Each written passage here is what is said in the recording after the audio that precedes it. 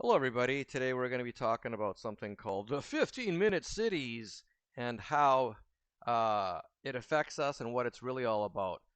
These 15-minute cities, they break them up into something called districts, kind of like the Hunger Games. And from there, they're basically trying to keep everything in a 15-minute type of zone. Everything you need is local, so you can walk or cycle within 15 minutes to everything you need from local groceries to getting your hair cut to coffee shops and all this kind of stuff. And while it sounds awesome, who doesn't want to be able to walk within 15 minutes of each other? The problem is, it starts off as something that sounds fantastic, and once it's implemented, they seem to encroach on your freedoms and rights by using barriers, by using fines, by using any kind of method to keep you into those zones, whether it be with traffic cameras that will take pictures of your car and send you a fine if you leave your zone on a day you're not supposed to leave your zone, to, like I said, barriers and so forth. So we're going to get into all of that today on the Hunger Games 15-minute societies, but it's just a conspiracy theory, City News said today. So we'll get into all that real quick here. So when city planners and all these different climate change activists see 15-minute cities, this is what they see. Different districts. Everything looks awesome, right? This is a map of Edmonton, 15-minute districts as proposed in the city plan. And it's funny how these are being implemented everywhere across the world. Very easy to find. All you need to do is search 15-minute cities on Google and everything pops up. And there's basically, they're talking about it everywhere. But this is what they see. But what I see is completely different. So this is what I see. Welcome to your 15-minute city. Let's stop climate change together. And of course I plugged myself at the end because I'm a marketing genius. But anyways, this is what I see. Confined to a certain area, unable to really leave unless you are willing to risk fines and break laws, right? But this is 15-minute cities minus the bars. Everything is digitally done. It's a digital prison, not a real prison. Close enough though. The implementations are still the same, where you're confined to certain areas against your will, unless they trick you into believing it's for your benefit to stop climate change. So here we have, this is a video on Reddit from Oxford. I don't know if everyone's seen this, but so here it states, Oxford residents starting an early fight back against 15-minute cities. So I'm going to play that for you right now, and I'm going to basically loop it into what's going on here in Vancouver, because I'm starting to see, well, I have been for a while actually, at least 2 years, these kind of movable barricades in East Vancouver and other parts of Vancouver, which I documented this morning. So let's play this. Being stuck in traffic. Oops. There was In the dead of night, a hooded figure removes a base plate for a bollard, then pours cement into the hole. The aim, to make it hard to install a new one. This footage, obtained exclusively by ITV Meridian, is one of hundreds of incidents of vandalism in Oxford's local traffic neighbourhoods. Those removing the barriers often don't even wait for the cover of night. Now, new figures show just how much this kind of activity is costing. Delivery drivers, some filmed flouting the rules. condone it, but I can understand it because they're not listening to us, and that's where the anger's coming in. You know, that and people being stuck in traffic. There is no democracy in Oxford. Wanton vandalism or a form of civil disobedience. So as you can see there, those are barricades, and like I said, I'll be showing you those, how they relate to the city of Vancouver, who actually has the same kind of barricades, although they are removable. Well, I could show you that right now, actually. Let's just do that. Oh, that's not it. Here we go. This is a video I shot this morning, actually. So let's play this. Here at the Pacific National Exhibition in Vancouver, you can see these signs in the middle of the road. They've been here since the pandemic, and it says here, local traffic only, drive slowly, and then it says, just clean this out for you.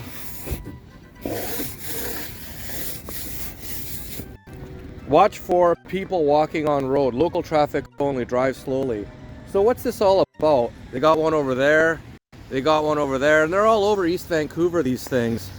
And you got to wonder, what's it all about? And this is all part of the 15-minute cities where they want you to get used to not driving in certain areas of the city. This is only for local traffic.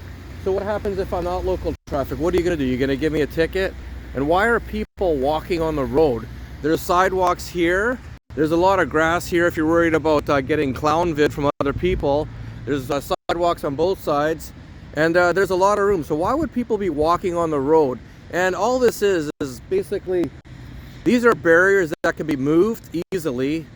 But they're there for one reason, to get you used to the idea of having kind of barricades, getting used to you having the idea that you should only be driving on these streets if you live on the street, if you're local to the neighborhood. Well, I'm sorry, don't we all pay taxes in the province of British Columbia? Don't we all pay taxes in the city of Vancouver and other cities around here? There's no reason why we should be stopped or discouraged from driving on local streets. But this is exactly what they want to do. They want to stop you from driving on local streets. All part of the 15-minute city agenda. That's the main goal of this whole thing. They want to do everything in their power to keep you in your 15-minute zones, and we're talking about that even more so. But this is it. This is what they're trying to do. Local traffic only. Drive slowly. Watch for people walking on road. Makes no sense, but it makes perfect sense once you understand what they're trying to do. They're trying to barricade you from driving on random streets. They want to keep you on the major streets, and then what happens then is there's more traffic tied up, and that will discourage you from taking your car, because all of a sudden, well, you can't take the side routes to go to work. It's just designed to discourage you. That's what it's all about. Pretty crazy times. It looks like such a simple thing. Oh, what's the big deal? Yeah, well, what would be the big deal in spending probably millions of dollars implementing and throwing these things out in the streets? They're all over the place, and making it hard for people to drive. Like if a big truck comes down the street, like it's pretty tight. Like it's actually kind of dangerous. You can easily hit those if you're not really paying attention, or for any reason. They shouldn't be in the middle of the road. That's the bottom line. And just the fact that they're removable, that's for now. Eventually they're going to have it that it's not removable. So one of the pilot cities for all this stuff is Oxford, England, and also Canterbury, England. And people have been discussing this, and some people, like you've seen in the video that I just showed you, they're fighting back against this stuff. So here it says that staff and councillors at both councils have been subject to abuse due to inaccurate information being circulated online about traffic filters. So this is where it gets hilarious. Will the Oxford traffic filters be physical barriers? No. So they're not using physical barriers, but in the video it did look like it was. What it says here, it's proposing to install traffic filters. So what are traffic filters? Well, they're not physical barriers of any kind. They're simply traffic cameras that can read number plates. So they're not going to block you from driving down the road, but if you do drive down the road, they're going to give you a fine. Once again, it's a digital prison. So what's the difference? You're still confining me to my area, because if I leave, I have to pay you a fine. But we're not locking into your area physically. But yeah, you kind of are, because if I do leave, I have to pay you a fine. For what reason? To leave my own neighborhood and go across the street. And this is something that's going to be coming to all different 15-minute cities, every major city across the world. It always starts in one place and it gets implemented across the world. This is why people are making a big deal about it. But we're the conspiracy theorists. Just because we can see things in advance. Once again, you still haven't learned from Clownvid that conspiracy theorists are people who can predict the future because they can read, they can see patterns, and they know that 2 plus 2 equals 4. It doesn't equal 5. Like the libtards think it does. So here it goes on to state, if a vehicle passes through the filter at a certain time of the day, the camera will read the number plate, and if you don't have an exemption, so now you need an exemption, not a mask exemption, you need a license plate exemption or a zone or a district exemption, then you'll receive a fine in the post, which means a fine in the mail. So once again, They are limiting your travel. This is a form of a climate lockdown that people have been talking about, but it's a conspiracy theory. Why are they doing this? Of course, it's to keep things sustainable. It's for climate change, to help keep people in certain areas so there's not as much carbon and emissions and changing our climate. So it is in fact a climate lockdown. Unless you want to leave your neighborhood every day and get like a fine in the mail, in the post, is that okay with you? You don't pay enough in taxes. Now you get to get fined on top of driving your vehicle across the street. And of course, buses and taxis will be able to pass through the traffic filters. People can walk, of course, and cycle through them all of the time. And thank you so much for letting the people of Oxford walk from one area to another or cycle to one area of another. Thank you so much, overlords. We appreciate you in controlling and destroying our lives, creating these 15-minute digital prisons. Thank you. What would we do without you? Oh yeah, we'd have freedom. That's what we would do. Then it goes on to state that there will be exemptions for emergency service, healthcare workers, both professional and non-professional care workers. Well, how about people who work in the trade industries like plumbers and carpenters who got to drive all over the place? What are they supposed to do? Do they have to pay for a permit to be able to drive to certain parts of Oxford? Very crazy, very crazy. And then people receiving frequent hospital treatments will also be eligible. Eligible! Once again, they are taking your freedoms away, but now you're eligible if you're sick and you have to go to the hospital a lot. Unbelievable. So it says here, Oxford residents will be able to apply for a permit to drive through the filters on up to 100 days per year. So every third day, you're able to drive through these areas that you're not permitted to if you get a permit. Once again, freedom, right?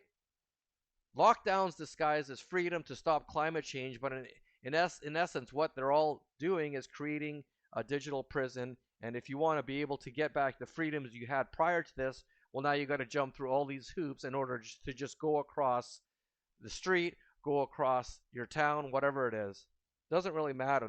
What matters is they're confining you to a certain area. And do you think the people creating these laws are going to be confined to those areas like you are? No, of course not. This is just for the sheeple. It's just for the mass slaves. All of us. Goes on to state that the scheme will be introduced as a trial. Funny thing is, all these different trials and pilot programs are always implemented long term because all they're doing is easing you into it, right? Nice and slow so the sheeple don't uprise and cause problems. So everything's a pilot program, everything's a trial, and everything does get implemented because this is the long-term plan of Agenda 30 where you will own nothing and be happy. You will rent everything. You will live in 15-minute digital prisons, and this is your new life. They want everything and everybody confined to a certain area because, of course, it's all for climate change. I'm sorry. Where's the climate change in Vancouver? Today it's snowing. Usually it's raining in the winter. Nothing has changed. I'm sorry. So this is hilarious. Will Oxford residents be confined to the local area? And they say no, and they say it's misinformation. And it says here the 15-minute neighborhoods proposal aims to ensure that every resident has all the essentials within a 15-minute walk of their home. So they're not going to be confining you to your local area, but if you leave on the days you're not allowed to leave, you get fined, and they're putting everything that you want in your 15-minute area in reality to happily confine you to those areas. Double speak at its best. Unbelievably hilarious, unbelievably sad. Who's going to fall for this? You really wonder. But after Clownvid in 3 years and people still muzzled up in Vancouver in the snow today, I'm not putting too much hope in the population. So once again, it says under the traffic filters, once again, those are the cameras that can read your license plates and give you fines automatically in the mail in Oxford. Under the traffic filters, residents will still be able to drive to every part of the city at any time. However, but in the future, at the times when the filters are operating, you may need to take a different route. But we're not confining you to your local area. You just have to kind of move around, and you can only leave on certain days. And if you don't, you're going to get a fine and you need to get a permit. But we're not confining you. We're not limiting your freedom. Not at all. Double speak, double speak. Hello, 1984. Thank you. We're here. Hilarious again. More double speak. Will Oxfordshire residents need permission from the council to travel across the city? No, of course not. No. Everyone can go through all of the filters at any time by bus, bike, taxi, scooter, or walking, but not by car. But they're not. They're not. You don't need permission from the city. You can do everything except drive because they want to get you out of your cars. Agenda 30. But of course, they're not stopping you, and you don't need permission.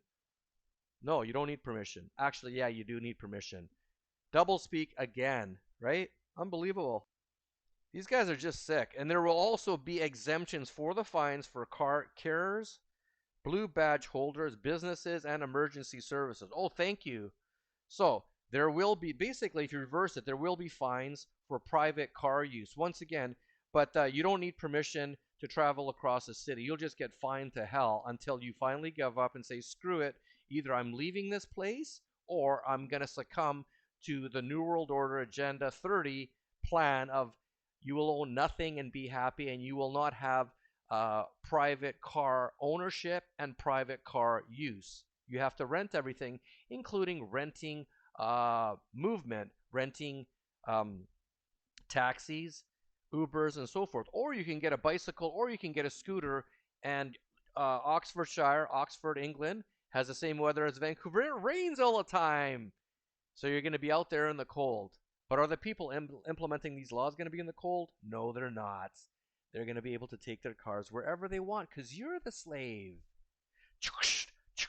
You must have a lot of whip welts on your back after all the abuse you've been taking the last 3 years, but you love it, don't you, sheeple? You love it. Love it. And you can thank people like our good friend Grandma Klausy Schwab, dressed in his nice lingerie here. So sexy, so inclusive. Good old Klausy Schwab. And he's one of our overlords implementing and pushing for the 15-minute city agenda, Agenda 30, Agenda 2030, Agenda 2050, where, of course, you will own nothing and you will be so happy, because slaves and prisoners are always happy. And, of course, Edmonton has the nice 15 minutes, a map of Edmonton's 15-minute districts as proposed in the city plan. City of Edmonton, this is on taproot.news. So here's all the districts. Just like the Hunger Games had districts, you're going to have districts in Edmonton, and this is going to be implemented in every major urban city across the world eventually. This is the goal. We're all in this together. Do the right thing, right?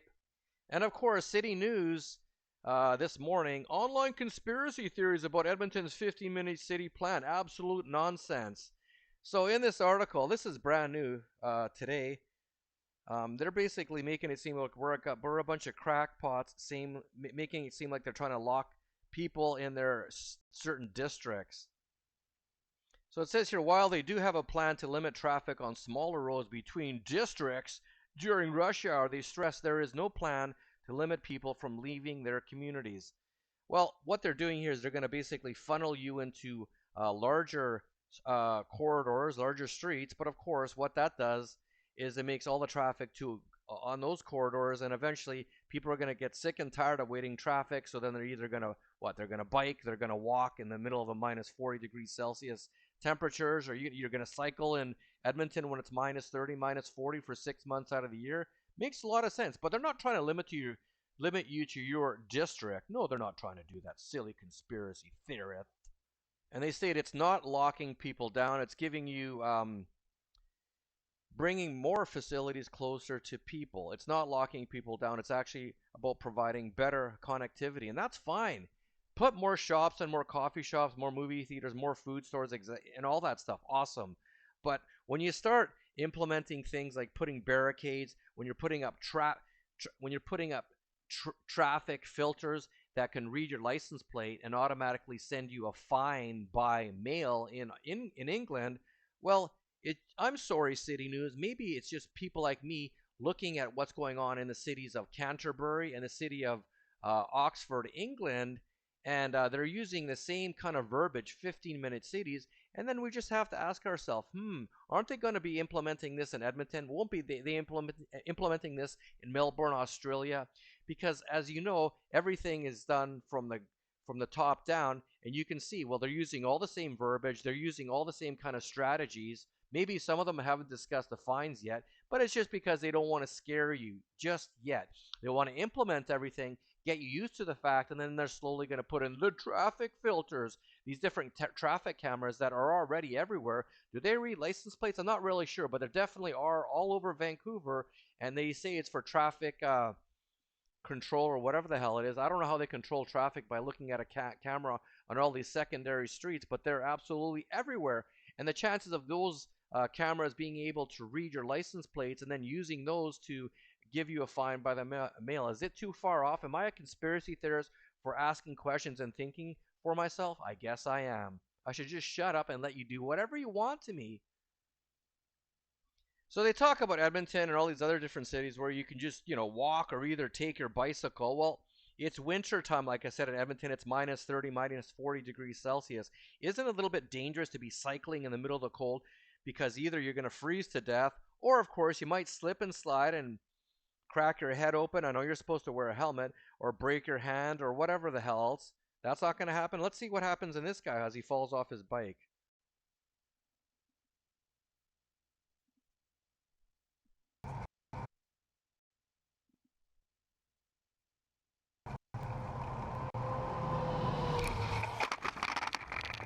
Oops, he fell.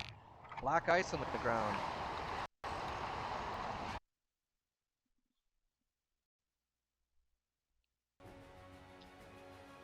In any case, maybe Clownvid is over, and it's starting to look that way. But they got a couple other tricks up their sleeves. One of them being the 15-minute cities, on the guise of stopping climate change and sustainability and all this stuff. So they want to keep you in a confined area, regardless if you believe me or not. Do you want to be confined to an area that they tell you to do, and you can only leave at certain days of the week 100 times per year?